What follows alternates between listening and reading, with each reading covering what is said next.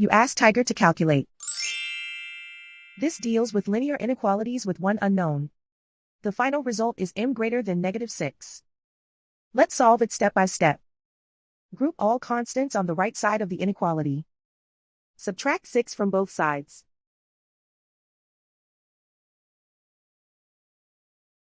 Simplify the arithmetic.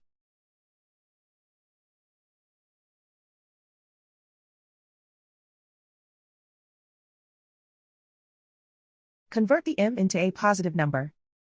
Multiply both sides by -1.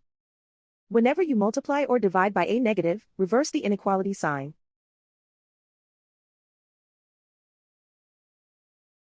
Remove the ones.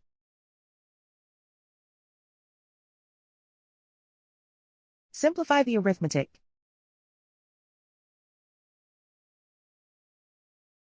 Plot the solution on a coordinate grid. And so the final result is m greater than -6.